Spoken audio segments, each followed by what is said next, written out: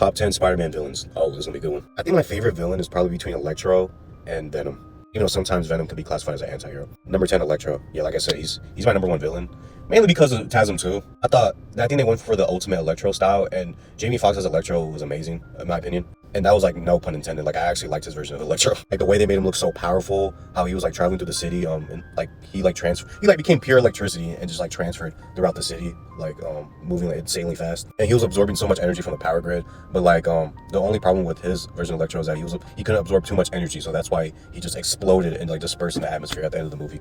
So like he had his limits. But other than that, he's definitely a cool Spider-Man villain, and definitely one of the toughest ones that Spidey has to face. Sandman at number 9. He's another cool villain, but he's definitely not that smart because the way Spider-Man defeats Sandman is like with water, and like I guess usually the environments the fight takes place is near like a body of water. Like he could defeat him with water and technically electricity, but he doesn't have electricity. Miles does, and that shit would just turn him into glass. Rhino. Nah, Rhino's the dumbest one out of all of them. Like, but he's one of the strongest ones though too. He's definitely physically stronger than Peter, so Peter does not hold back against Rhino. But he's kind of cool, I guess. Mysterio. Ooh, Mysterio is probably like one of the most underrated Spider-Man villains. He's basically like Scarecrow, just more advanced and with technology.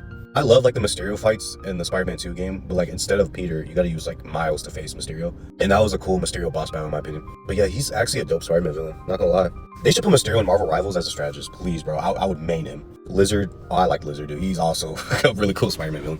Any character in fiction, like Marvel or DC, that has like a transformation sequence, like the Hulk, I instantly like that character. Like, cause the Lizard, Kirk Connors, he injects himself with like, you know, the serum, Lizard serum, and like he transforms into the Lizard, but sort of loses control. Not even sort of, he actually loses like control, a lot of control. Kingpin, he's more of a Daredevil villain, but sometimes he swaps into being like a Spider-Man villain and then Daredevil. He's basically this mob boss rogue with hella money, but motherfucker can fight and he's strong as fuck. He doesn't even have any powers. Carnage, oh my god, dude. Carnage is probably the most psychotic character in all of fiction. Dude, if I was Spider-Man, I would not want to deal with Carnage. I'd rather fight Venom than Carnage. I don't want to run the fate with Carnage, dude. He's so psychotic since fucking childhood. But the Carnage design looks really cool. Venom, yeah, he's definitely one of my favorite anti-heroes, but sometimes he could be the villain, like how he was the main villain of Spider-Man 2.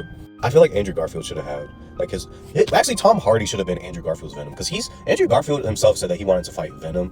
And I feel like that shit would have looked so cool in live action. The only time we got to see Spider-Man fight Venom was back in Spider-Man 3, and that was like in 2007 with Topher Grace.